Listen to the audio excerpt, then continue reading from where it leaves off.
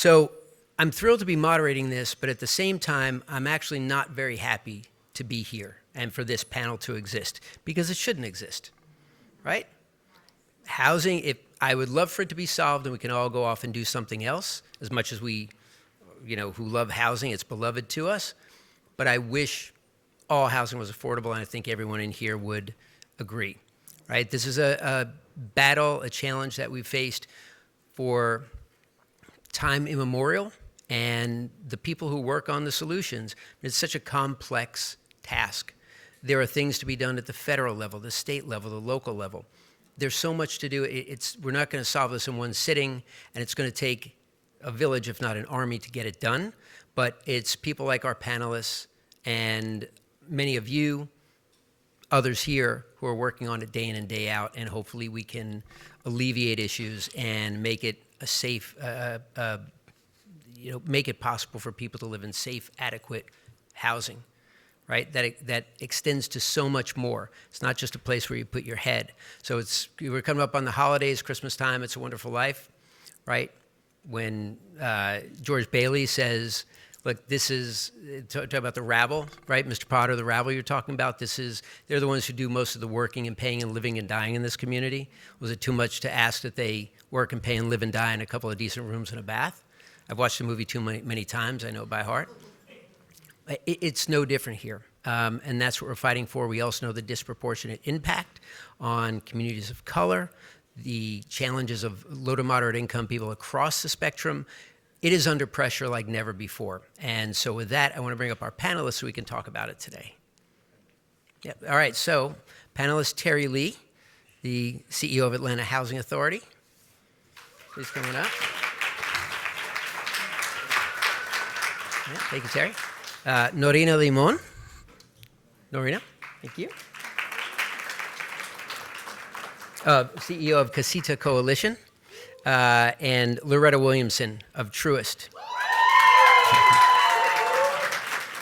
The Senior Vice President and Director of Inclusive Lending and Homeownership.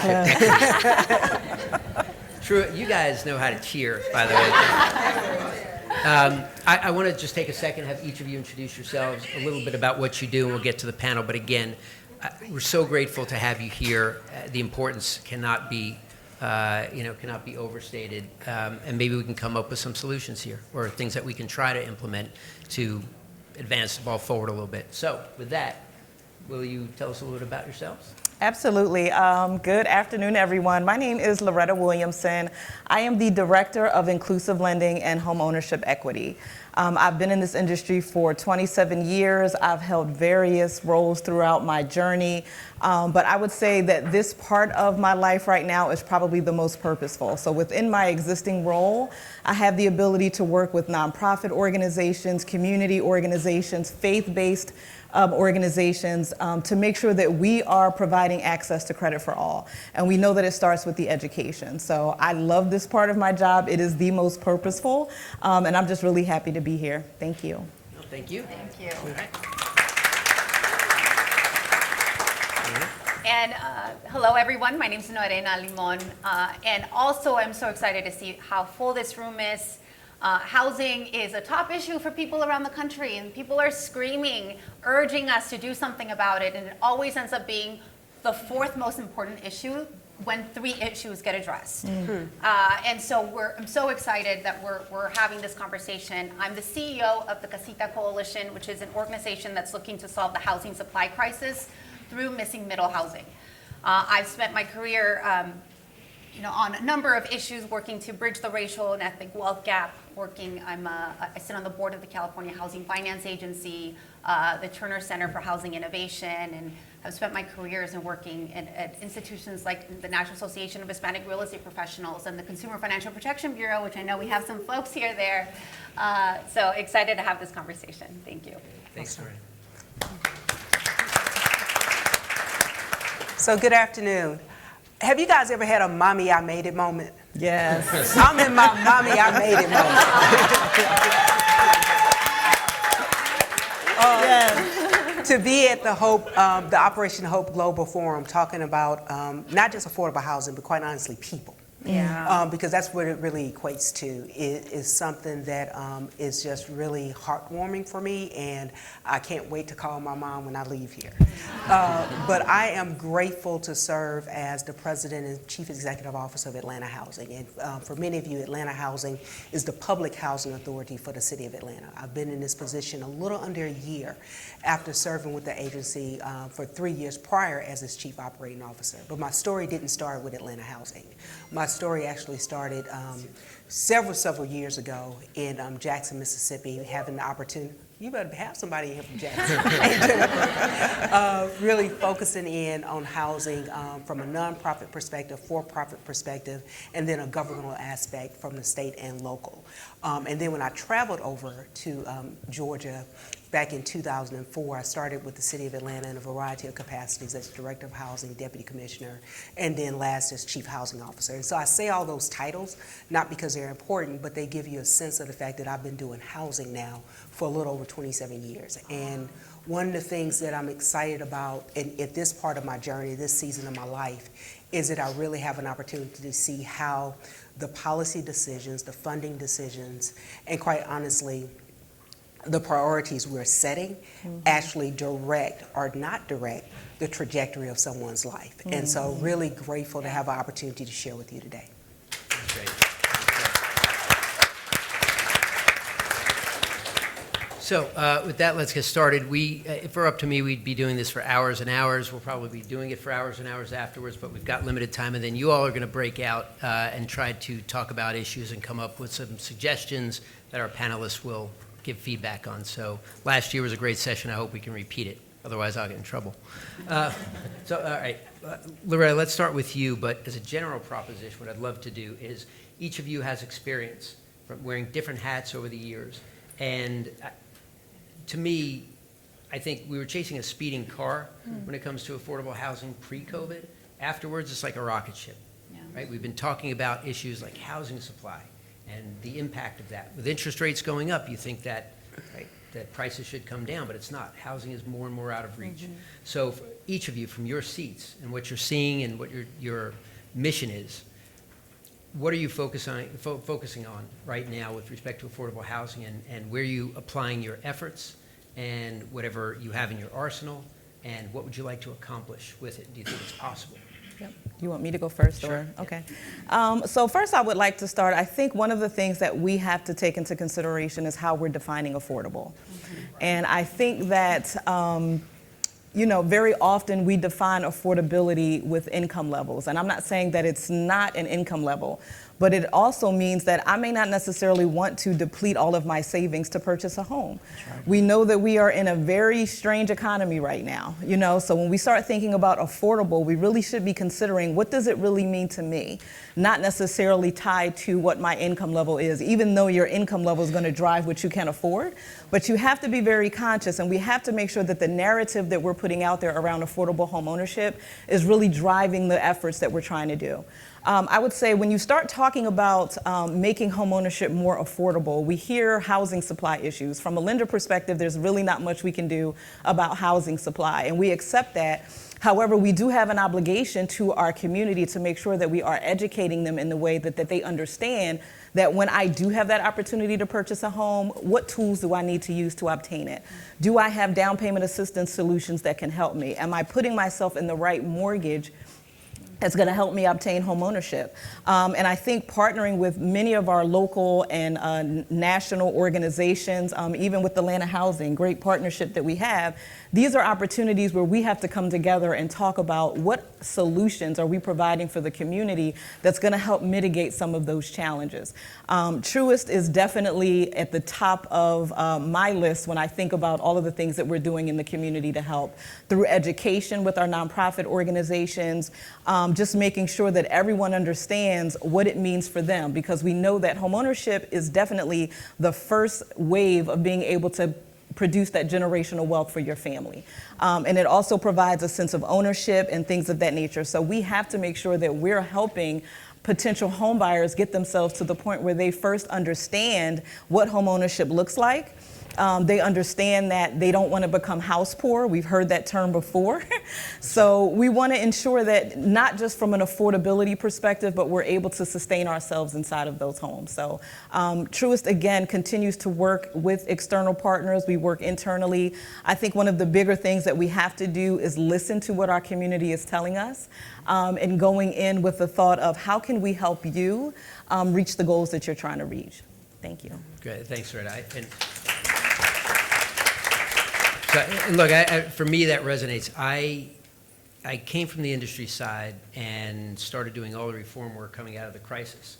And that's what led me into policy. It led me here to Operation Hope a couple of years ago to build and run our financial literacy for all perspective. Because to me, financial literacy goes to the heart of housing, right? And for those CFPB people in here, it's can you afford the loan, right? Yep. Do you have an ability to repay it? Really have it. And so everything that you just said resonated, and it's what brought me here. It's why I'm standing here right now. So it's critical, and thanks for bringing that out. Terry, I want to turn to you. Yes. With respect to your mission, Atlanta Housing, a major metropolitan area, and all challenges around affordability. Its profile resembles that of other cities, and there are parts unique to Atlanta. And you assumed the CEO role, right, President CEO role, after, as you said, years and years in housing. What's your mission now, right, in terms of what you would want to do from that seat, what the challenges are, what your perfect world is? It's a big mission. Yeah. Well, it's a big mission, but I serve a big person, right? And I say that to say that we have a generational opportunity to really make an impact, to use housing as the stabilizing force to change folks' lives. A generational opportunity. And so when you think about Atlanta Housing, and I cannot go further without giving a huge shout out to Jennifer Collins, our regional administrator of HUD, as well as Tiffany Cobb, our deputy regional administrator for HUD, because, let's please. Because a lot of the work that we lift up, we're able to do so because it's in partnership with our federal funders. And that partnership goes way beyond money, but really also thought leadership and innovative thinking to solve problems to get things done. And so at Atlanta Housing, we are very intentional about the fact that housing is that stabilizing force. You said something interesting, that before COVID, it was affordable housing, but now everybody's talking about it. We're talking about it because what COVID did was actually brought to light that affordable housing was needed by much more than what was perceived to be a population that needed it, right? And so when you realize, when people had to go home and most folks didn't have a place to go, or didn't have a stable place to go, or didn't have access to technology, that's what brought it to light. And so when we think about the work that we're doing, we're really intentional about touching three populations: unhoused individuals, low-income and working families, and then, quite honestly, if we can, leverage our projects to do some level of middle-income housing, understanding that our funding can't be used for that, but we can incentivize by doing the affordability piece in order to get more middle-income housing.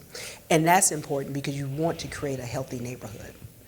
And so just this year alone, this year, we passed the largest budget in the history of the organization. We passed a $533 million budget with 84, who said wow? I appreciate that. I wish my commissioners were in here. With 84% dedicated towards housing, right? And that's rental assistance, so we can provide housing choice voucher rental assistance to either families that are low income and or projects that are here, projects or properties that are here within the city of Atlanta. But then the balance was straight up for development.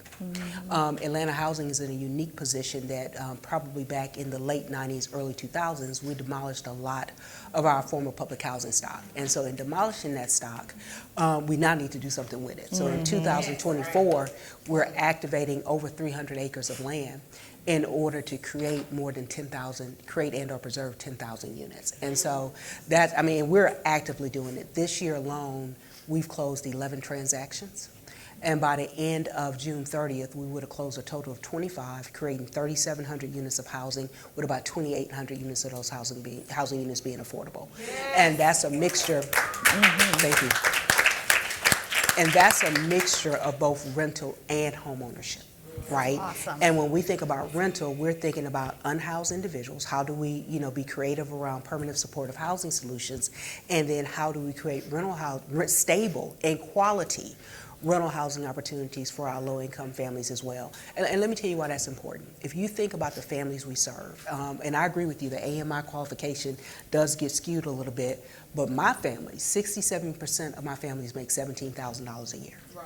So if I just do the math, the math is not adding up. And it's not adding up because if you think about the formula says a person should be able to pay no more than 30% of their income for housing. Well, a person making $17,000 a year can't afford it because they can only afford $430 a month for housing. And so that's what uniquely positions Atlanta housing. Because a family can only afford $430, if that rent is $2,000, and I pray to God it's not, but if it is, we can come in and pay the delta through our housing assistance. But we don't need to pay it on a continuous basis. It should not be a permanent subsidy. And I say that because at the crux of this whole conversation really is economic mobility, right? And so if you think about the fact that if my families are at that income level, but if the city has a poverty rate of 17%, City of Atlanta has a poverty rate of 17%. From a capacity standpoint, I can only serve probably about 21,000 families with rental assistance, just from the allocation I received from HUD. 17% of the city's population is a little over 70,000. That's a delta of 50,000. So we have to be creative at Atlanta Housing about housing people in stable housing now, but then building them from a self-sufficiency standpoint so that we can graduate them to home ownership, because that's where true, especially among people of color, we know that's where true wealth building and creation opportunities will rest. So. That's great.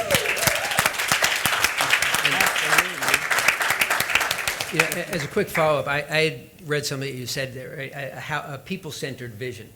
Right, the whole notion of what it costs. I won't bore with statistics, but I've got them afterwards if you want. The notion of cost burden, right? How severe the cost burden is, how much you spend on housing, it's massive. And for the population, Yeah, well, I mean, just to build on that, I know what it means when you give a child a chance. I know what it means when you give a child a chance. I am a testimony of what happens when a family has an opportunity from a public subsidy standpoint to build themselves, to provide housing. My mom, when I was 12 years old, my mom received a loan from, then it was Farmers Home Administration, to build her home that she still lives in today in Grambling, Louisiana. That changed the trajectory of my life as well as my two siblings. And so I understand, so it's personal to me. I understand what it means when you make that initial investment and you tell a child that they have an opportunity, and a child doesn't have to worry about where they're going to sleep or be hungry. So, right. And that's right. Yeah. And we know that's one of the reasons. It's not just a place where you put your head. It's about stability. It's about health, wellness. That's right. There's been so much great work, and we all know it intuitively too, that it changes life. Not just for you, but for the generations. Absolutely. So that's why it's part of the mission of Operation Hope and everyone here as well. So thank you. All right. Thank you. All right, Norena. In line with that, because I know the work that Norena has done. She's one of my spirit guides into the world of affordable housing over many, many years, and I've always looked to you as a model. Really, I'm so glad to have you here. She really has done a ton. And in terms of, and I know that taking this role, right? We had that conversation a few years ago about how much this meant to you. Yeah. So now putting that into practice, right? We talk your focus now on middle, right? The missing middle. Yeah. Other things that you can do in your new seat at Casita Coalition. Yeah. Tell us a little bit about that and why it's so important. Thank you, Eric, and right back at you. Thank you. You know, I like you said, I spent most of my career working on bridging the racial wealth gap through home ownership, and especially after the pandemic. I mean, there was no way we were going to make significant strides on that issue without solving the housing supply crisis as well. And to your point, housing occurs on a spectrum. We need to make sure that we're building all kinds of housing so that people can have the natural economic mobility that they're supposed to have, the opportunities that they are supposed to have in a thriving community. So the Casita Coalition focuses on what's called missing middle housing. So what does that mean? That means anything between a single family home and a high rise. So if you look back at older neighborhoods, things like townhomes, duplexes, triplexes, fourplexes, these were normal parts of every neighborhood. That they gave options for people at more affordable prices to fit different needs. And you saw that in the 1920s with the State Zoning Enabling Act, coupled with redlining, some of these options, most of these options disappeared, or new building of these forms were being eradicated. By the time that the Fair Housing Act of 1968 passed, these practices were almost completely gone from new buildings. So this is what we're dealing with. We're dealing with the fact that 75% of urban residential land is zoned for single family. Mm-hmm. And when we have a housing crisis to the enormity that we have right now, that is way too much of our available land that we can't tap into. So that the only way we're going to address it is being able to tap into it. So first of all, things like converting garages, things like renting out rooms, these solutions were not invented by think tanks and economists and urban planners. They were invented by scrappy people of color that were trying to make do to fit family members. I mean, I remember growing up and we lived we rented out a house. The owners lived in the garage. So I mean, things like that happened in neighborhoods around the country. What middle housing is doing is working to legalize that and to tap into the enormous capacity that we have. I mean, when we talk about townhomes, we see in Houston reduced the minimum lot sizes, and poof, there came a whole evolution of townhome developments all over the country. We've seen innovations happening in Portland, in Washington, around middle housing. Today, Portland, I think it's 73% of newly permitted homes are all missing middle housing, with 76% are fourplexes. We see California has the most acute housing crisis in the country, but they've had a very successful, and the Casita Coalition was behind this, a very successful run at legalizing ADUs, and have launched an ADU revolution that's being replicated around the country. It's probably the most successful housing policy that's come out of California. We see the city of Yes that just launched a new initiative in New York that will legalize or incentivize low-rise, high-rises, and also ADUs. So these accessory dwelling units create an enormous potential not only to solve the housing supply crisis, but also to increase affordability. That means that with interest rates how they are, with home price appreciation, when it comes to first-time home buyers, this could help offset, or rental income could help offset the monthly payments. So there's a lot of opportunity in this space. We wrote a playbook called the Build the Middle Playbook that illustrates how these zoning changes that are happening all over the country can be done, not only from a policy standpoint, but from a political standpoint.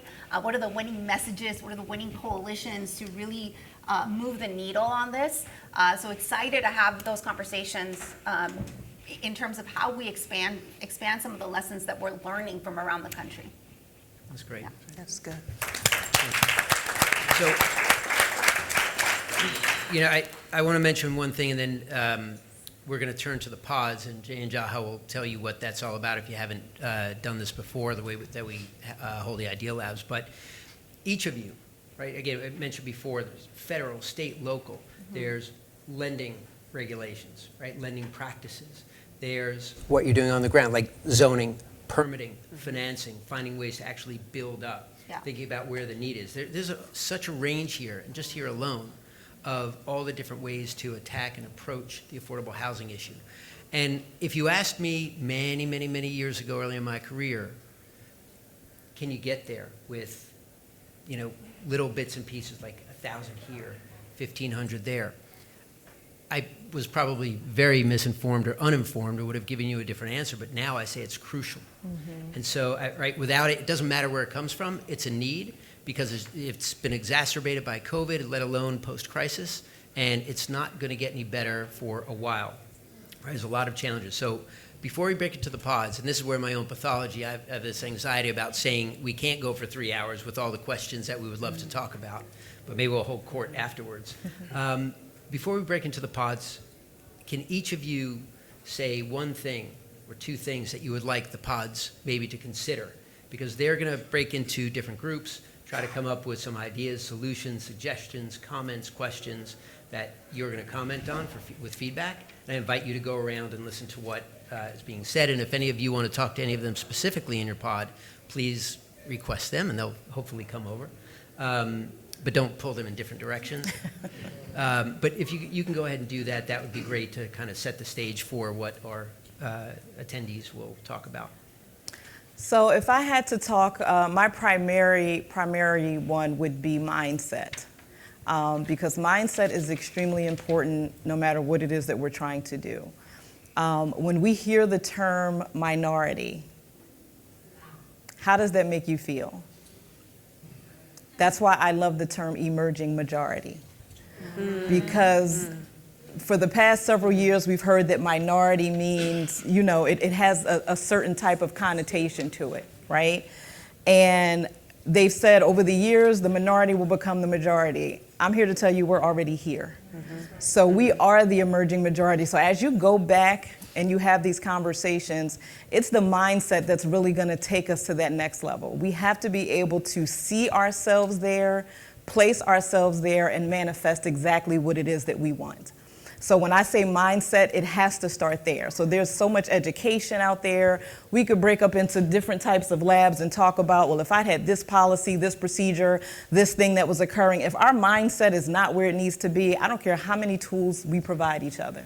So I want everyone to take that away. Mindset needs to be the number one thing, and take away that we are no longer the minority. We definitely are the emerging majority. If I had to go, thank you. If I had to take it a step, just a little bit below that to talk about what specific things should we be considering when it comes to the affordable housing crisis that we're all dealing with, take a look at your community and your neighborhood. See what types of things are in your community that's going to help bring that community up and lift it up. Because we know education is always going to be the biggest advocate that we're ever going to have. So think about how we can each reach out into our communities, whether it's through volunteer. I'm pretty sure there's a lot of knowledge in this room. So how do we have an opportunity to volunteer? If we know that we are first time or first generation home buyers, or if we're not, how are we setting ourselves up with those organizations to bring that information forward? I'll just share a quick story and I'll wrap up. When I think about my own journey, I have been in this mortgage industry for 27 years and I do not have a college degree. I have never been to college, but I have been in this industry, and my hard work and determination have gotten me here. Yeah. I have been able to purchase 2 homes, okay? And that is because of mindset. Yeah. So I manifest everything that I want to have and desire in this world. And if we put ourselves into that mindset, we will accomplish, and all of these things will be able to make a huge difference. So that's what I'll leave. Actually, by the way, you saying that, I could actually picture John Hope Bryant sitting there and saying the same exact thing, right? Thanks, Loretta. Thank you. Lorena? First of all, we think about the power of wealth building that homeownership continues to offer the promise of, even as access to homeownership is dwindling. I want to remind us that for Black families, Black homeowners have 62 times the wealth as Black renters. For Latinos, that's 28 times the wealth as Latino renters. So the power of homeownership is exponential, but the most underproduced product out there is that starter home. That starter home is completely being erased from the products that are being built. So I ask that we think about, what are the innovative solutions that we can utilize in order to create more of those starter homes. One of the trends that we've been working on in California, in Texas, in Portland, and in Washington, is the concept of condoizing ADUs, accessory dwelling units, and stretching the definitions of what accessory dwelling units mean to provide that critical entry level or starter home supply. I also, want to pose the idea of how powerful first-time home buyer, first-generation home buyer products can mean for communities of color starting on their wealth building journey, especially when they're the first person in their generation to become homeowners. There is the California Dream for All, that program that we launched in California. That's a shared shared equity loan product that's been extremely successful but very expensive. How do we create products like that that are sustainable? And they're targeted, they become a proxy to address kind of the underlying inequities that have created the huge homeownership gaps that we see within our communities. So that's what I leave us with. Yeah. And so about 5 miles west of where we're sitting at right now is possibly one of the largest development sites that the Housing Authority would have impacted in close to 10 to 15 years. And that's the old Bowen Home site along Donald Lee Hollowell. It's about 74 acres, originally built in, I want to say the early 60s, and it was demolished by the Housing Authority in 2009. And so we were fortunate to receive a grant from HUD under the Choice Neighborhoods program of about $40 million, and we're leveraging that $40 million with over $500 million to create a little over 2,000 units of housing, of which 20% will be made available for home ownership. We're looking at about a 40% affordability on the site overall. But the shouting part, though, is not really the housing. It's really looking at the neighborhood around the housing project and the economic development opportunities that are surrounding the housing project that will stabilize not just housing for our residents, but also stabilize the community as a whole. And so when I think about, and I literally just left a meeting about that project before coming here. And so when I think about what's needed, it's really, really innovative financing solutions, because the cost of affordability cost, right? You can say I want affordable housing all day long, but somebody actually has to pay for it. Yeah. And so it's expensive. So to even quantify that, if we're asking people to provide affordability, then there are also, you talked about rules, we have local, state, and federal rules that we have to follow. And each layer actually has a cost to it. And so if I'm thinking about just a rental unit, on a rental unit for multifamily development, a cost per unit could be upwards of $257,000, if not more, right? And so that cost. And so I think as you're in your pods, if you can think about innovative solutions that you've seen elsewhere that could be deployed to help subsidize or offset some of those costs for affordability, I believe that is important. I would also, if I could, just take a privilege to add how we better utilize land, because that also is important. There may be land that's an old parking lot. The city of Atlanta has done a phenomenal job under our mayor of taking parking lots and turning them into housing for unhoused individuals by putting modular structures on those sites. And so really being creative, thinking about, one, how do we get the money for it? And then secondly, how can we because last time I checked, God's not making more land. How can we use land that we actually have to be able to incentivize more affordability? That's great. Actually, at Sea Rise, it's going to be less land over time, too. Exactly. All right, well, look, I'm going to turn it over with instructions to Jane Job, but I want to say bring your minds, bring your passion, come up with ideas that you see in your own day-to-day experience, and we'll talk about them afterwards, and maybe we'll come up with some things that we can actually implement and keep on moving forward in this. So, Jay, Job, and thank you, panelists. We'll be back. Thank you. Thank you. Oh, spectacular. So notice where you're sitting.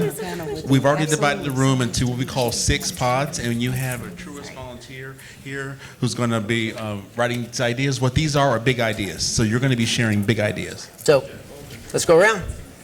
If you hear me, clap once. Y'all hear me? There we go. All right now. All right. Thank y'all for this opportunity. I'm Vincent Kane with Truist, of course, financial inclusion leader. I got my team in the house as well. But this has been a great opportunity. These ideas, I tell you, they had my mind rolling also.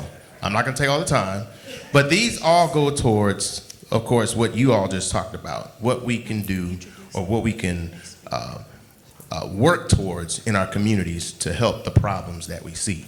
So one idea was tiny home communities. adapt and reuse. That's taking some of the rundown commercial buildings and so forth and Yes. reusing those for affordable housing. Vote. Vote. Not just every 4 years. You got your smaller elections, but what happens after you voting for the individual? You got all the boxes of things going through. Because with voting, how are we going to work towards stabilizing property taxes? Got to vote first. Diversify who's buying and building the properties that are out there. Partnering with Habitat for Humanity and building container homes. Financial investment into the homeowners. We have investment going into the organizations, but what about the actual homeowners? Co-ownerships and co-ops, estate planning, legacy building, youth engagement, skills, trades, and programming. So the youth engagement, the skills, trades, programming, all goes together. Once they start to learn how to do some of these things, they'll have more buy-in in taking care of it. And then jobs and workforce development. This came from the illustrious #1 group right here in the front. So thank y'all for this opportunity. All right. So, panel, any thoughts on those? Panelists? Anything jump out? So I would say probably because I've seen all of them, I've walked around and seen them all, there is definitely a common theme. Even when I just look at what you have here, Vincent, what speaks out to me, and it'll probably speak out for the rest of them, is community. So there's so much information, so much ability for us to share this information because you guys thought of that because it was in your mind. And some of you may already be the expert in some of those areas. So when we start talking about resources and how we're pulling them together, these lists are what we would be looking at and around how do we build up our community to actually combat this issue of affordable housing. So. Yeah, I think one of the things that stood out for me is the obvious is vote. But really, keeping track of elected officials' voting records on housing is really important. And it does, NIMBYs are not just on one party. And so it's really important to really understand who's actually for more housing and informing the community about that, because we know this is an issue that everybody cares about. It's important that that transparency exists with community organizations all over the country. Yeah, and I believe what struck me the most was just showing up, right? And so when you talk about voting, my mind immediately went to zoning. Yeah. Especially from a tiny house perspective. And so every city, specifically in the state of Georgia, for a zoning ordinance, typically if there are any amendments or any changes, it has to go through a public participation process. But if you don't know that, and if you're not a part of that process, then you quite honestly can't be a part of what your community would look like. So I think getting involved on the local level is really, really important to be able to impact the decisions that quite honestly can long-term impact affordability. Because the NIMBYs are loud, even if they're not the majority of the population. So I would take that a different. I do think the NIMBYs are loud. What I'm seeing though is that sometimes they're not publicly loud, right? They're silently loud, and so you don't really know who you're fighting. Yeah. So that's just my take. All right. Thanks, guys. I think what we might do, in the interest of time, maybe what we'll do is we'll go around, and because I want to make sure there's enough time for you all to present and then to give thoughts. Maybe we'll go around and each take just a few minutes to share, and then keep track if you would. I can bring a pad if you want, and we'll comment on some of the key themes. But all of these will be collected, and we can have follow up as well. If anyone has any comments or questions, follow up, please feel free to reach out to me. Let you know if I can pass anything along to you, because this conversation, as you know, is not just relegated to this room. This is a day-to-day, hour-to-hour, month-to-month, year-to-year. This issue is here now, and one of the most pressing ones. So, all right, thank you again. Well, I had the awesome opportunity. My name is Dewana Dukes with Truist Bank, and I was with the All Gas, No Brakes group, okay? All right? And we had the M&M Connection bringing you our thoughts, our passion, and this is Michael and Micaiah. Thank you. Yeah, this was a great event last year, and we didn't need tables this year. We got it done. So I think we were actually initially inspired by Noerena's mention of the California Homes for All shared equity. That's the first time I've seen public funds versus private solutions to shared equity. And generally just getting people, partners, to help them move to home ownership and actually go from renting to owning a piece of an asset was very important to our group. And we're going to tag team this, so I'm going to drop the mic into your hand. Hey everybody. So I have had the the privilege of living in a lot of these cities that have innovative housing, such as Los Angeles. I'm very familiar with the casitas that people have. New York, lived there. Chicago, Detroit, many cities. But in addition to this shared equity piece, we also talked about tax incentives for the homeowners. As a homeowner in Metro Atlanta, I'm very upset that my property taxes have gone up just because the equity in my home has gone up, and I don't feel like that's necessarily fair. And so we would love to find a way to lobby politicians or whoever we need to talk to figure out how do we put some type of cap on property taxes so that homeowners will get a break. We also talked a little bit about tax incentives for providing affordable housing. So if I'm a homeowner and I want to build a quadruplex, for example, I'm helping the city with affordable housing. So can I get a tax break? Why do these big developers and companies always have to have the tax break? How about me as a little person who wants to build a quadruplex and help my neighbors? How about giving me a tax break as well? Thank you. Let's get that done because I need it. Thank you. The other thing that we talked about was, and I might go back to share equity for a second. We talked about the idea of sort of a co-op, which I know is not very popular nowadays, and I think the way co-ops were developed years ago, they didn't seem to really benefit the the owners. But if there's a way to develop a new model of co-op where you have, use an example of a quadruplex, you have maybe let's just say I'm gonna build a quadruplex, and maybe for the first 2 years I have tenants, 3 people renting. So there's some incentive for me to build that because I'm getting rental income.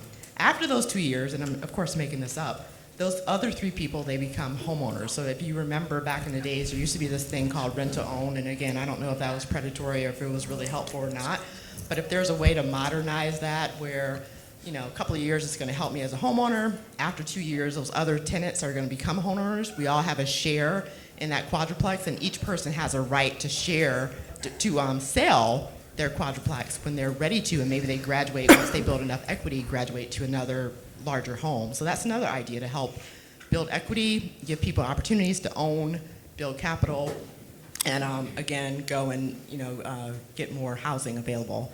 And then do you want to talk about education? Yeah, so also note that when a big developer, even of an affordable project comes in, they get tax abatements, tax breaks, but then that development raises the taxes for the homeowners that remain. So where's the corresponding break for those homeowners? And so we actually really loved the mindset focus. I think we've been in quite a few rooms, a lot of us like this. Mindset is very important. We don't hear it often. And to us, that translates into education at every stage. We've got some amazing bank partnerships that are trying to get people into homes.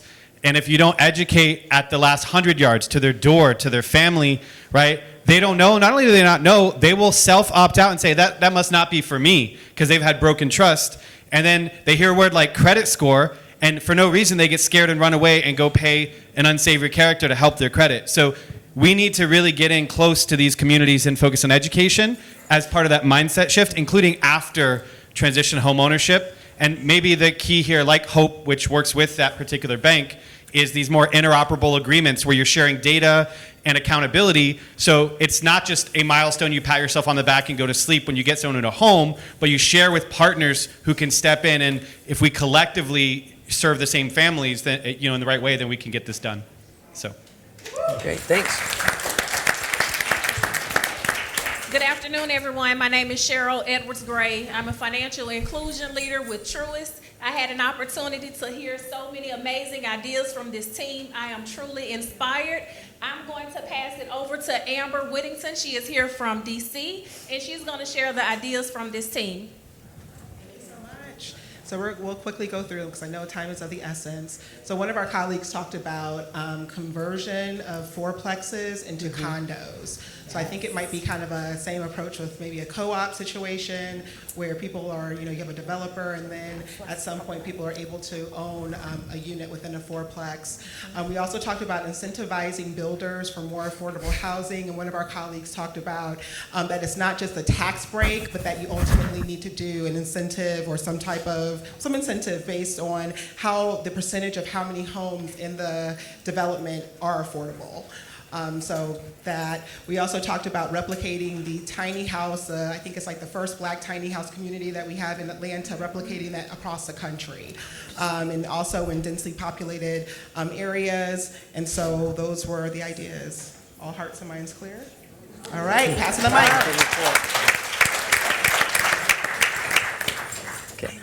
Good afternoon, everyone. My name is Kimberly Banning, and I am with the community banking team at Bank of America, and I have the pleasure of being here today with one of our foundation partners and teammates, Andre Taylor, and so we're excited to lead this pod back here of innovative thought leaders. And so I'm actually going to pass the mic over to Antoinette from our group to share these creative ideas, and I look forward to hearing the feedback. Good afternoon, everyone. I'm Antoinette Kennedy. So one of the things that we talked about leading the conversation is changing that word of minority. Sometimes it can have all different connotations, but how do we change that language from minority to something that's more inclusive and empowerment? So what we discussed is legacy residents. We talk about, especially here in Atlanta, things like the West Side or the South Side, instead of framing it in a sense of minority, because Atlanta's always been a pretty inclusive place. How do we engage folks from a legacy residence versus the gentrifier residents? We want to empower folks who have been there for 1, 2, 3, 4 generations to say, how do you have buy-in into the type of efforts that are moving Atlanta forward in housing, affordability, and home ownership? Another thing is building within the community. How do we have that mindset from, oh, I'm in Atlanta, I'm a native Atlanta, I'm from Atlanta, not Atlanta. How do we engage those folks? And it is basically to change that mindset from I'm just from Atlanta and saying that, hey, I have ownership in Atlanta. I have ownership in the building of what moves this city, this global city, forward. And that is by partnering with folks who live in the community to say, what do you need? What actually serves you? Because contrary to popular belief, every neighborhood doesn't need yoga in a coffee shop. Some people may respond better. Some people may respond better to how do we have a boxing gym? How do we have smoothies versus coffee or tea or all these things that we, on a high level, think improves a neighborhood but doesn't really serve those legacy residents. And next, really getting into incentivizing builders. So Atlanta is very much the poster child for cranes in the sky. No matter what avenue you drive down, there will be cranes that are indicative to building in the city, but who are they building for? What are they building for? So one of those things is to incentivize those builders and have innovative housing solutions like tiny homes that we will need buy-in from politicians and community leaders to change zoning. How do we get folks to actually serve and provide those options and pathways to affordable home ownership here for native Atlantans and all the folks who come here who grew here but flew here, you know what I mean, to make sure that we're all together on the same page to have equitable progress for Atlanta. If there's anything else I missed, here you go.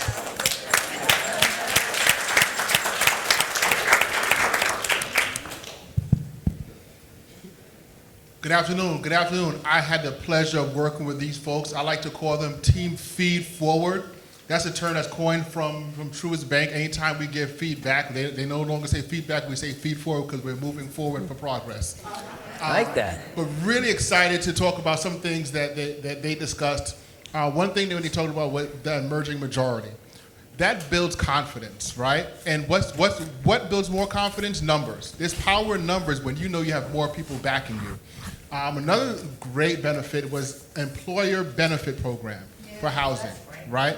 So either it's going to be a match program or funded by the employee or directly funded by the employer.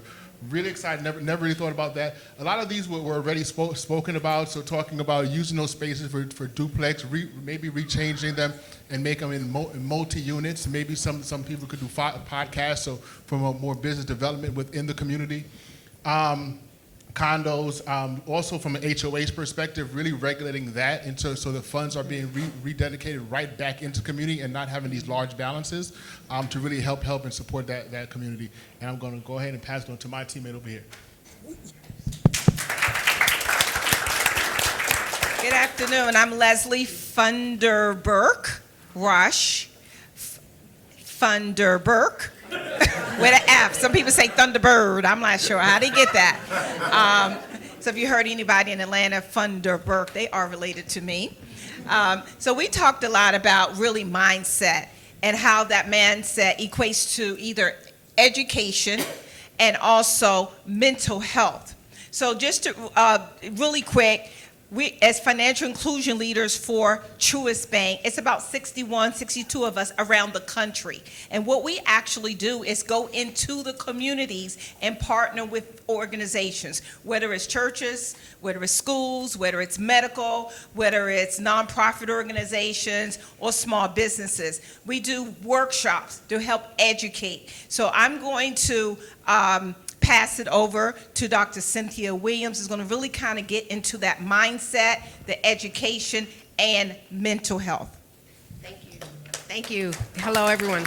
So we wanted to, and I don't put my back to you all, but education and volunteering. We thought doing the emerging majority was dope because what happens is everybody is emerging, but we want the subject matter experts to come in to different organizations and empower us with what you learn, and then we empower you with what you learn, and then we create this collaboration to understand that in order to make consecutive decisions to make it benefit for your family and the generational barrier breakers that we have in our families, we got to unlearn some things. So we got to educate you on some stuff that did not go the way you thought it would, or how your mama did it because you thought that's what it was, or what they didn't do. It's time to now learn the things that we don't know and be okay with not being okay so you can get the things that your family needs. Volunteerism, utilizing old abandoned buildings to elevate housing in our communities. Our team and I are building a community halfway house, so you don't have to have been in prison because there are prisoners there in your mind sometimes.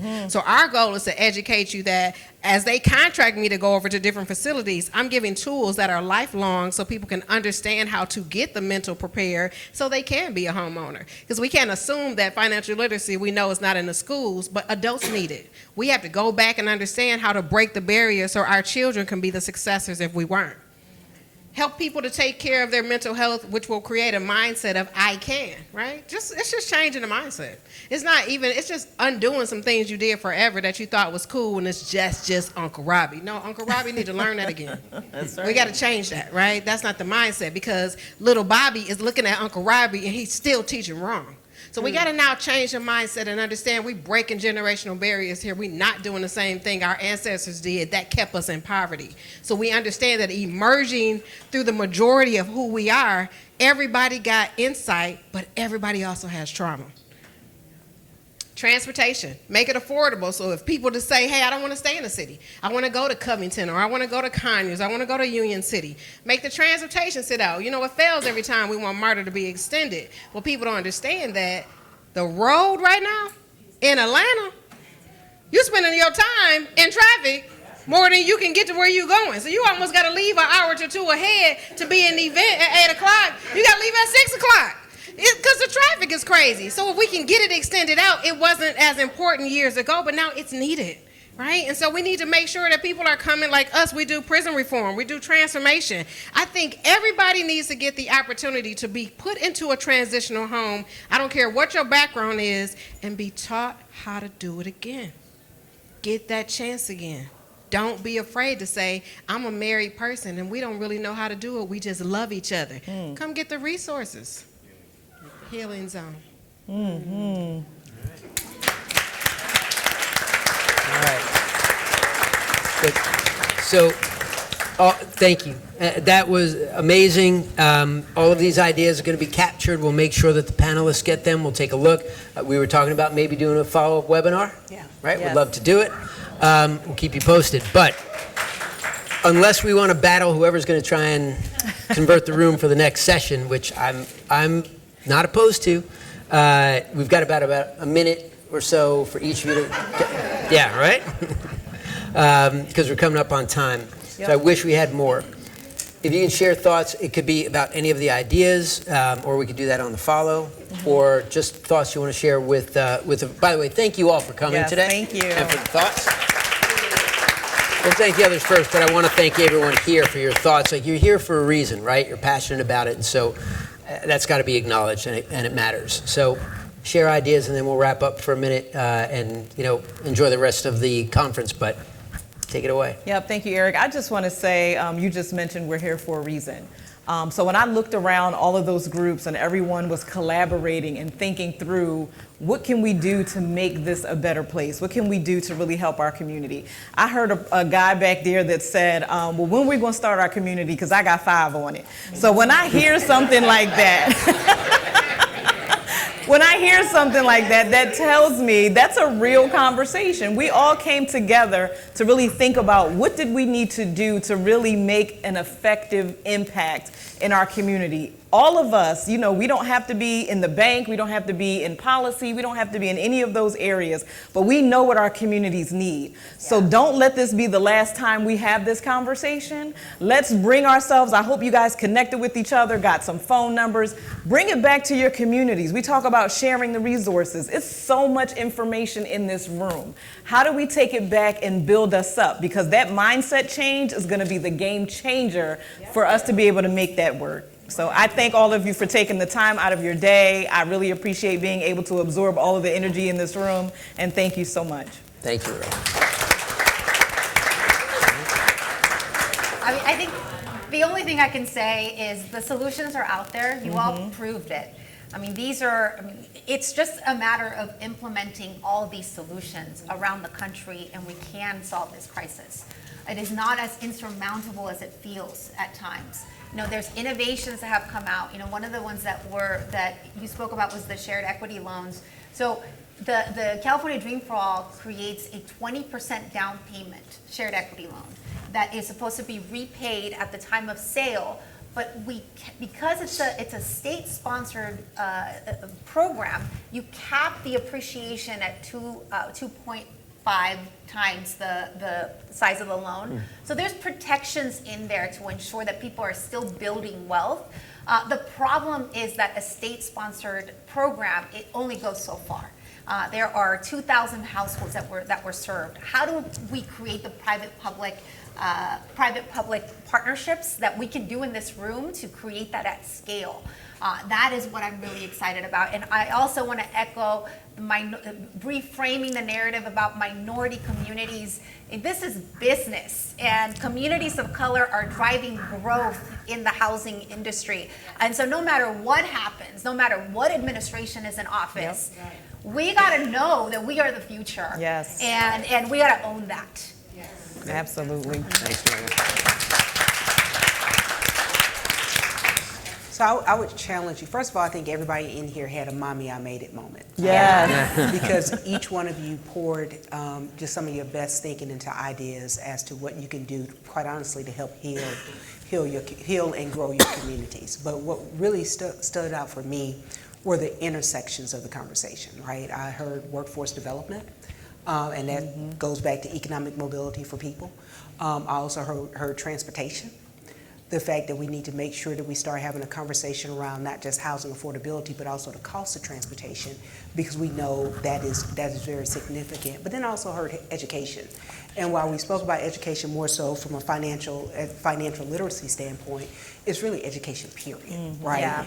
And so as we continue to have these conversations, I challenge you to, one, have the conversation, but secondly, also recognize the connection to the other areas that really make for a wholesome community and, quite honestly, really build a sustainable environment for people. Thank you. Great. And so I think we're going to come in on time. So I'm going to try and bring us home pretty quickly. But first of all, again, panelists, thank you. Thank you. Lorena, Terry, thank you so much. It's my privilege to be up here moderating them. And I mean that. You especially, because you know me for years and years, but please know that it could not be more sincere. And again, thank you to you all for coming. Look, if you're fortunate enough to be in a home, right, whether because it was in your family already or because you achieved it, you know how much how much it matters. You know how much home means to you, how much it means to your life, the life of your children, generations to come. And if you're not, you also know that too. You don't need studies that support it, the data that support it. You live it from day to day.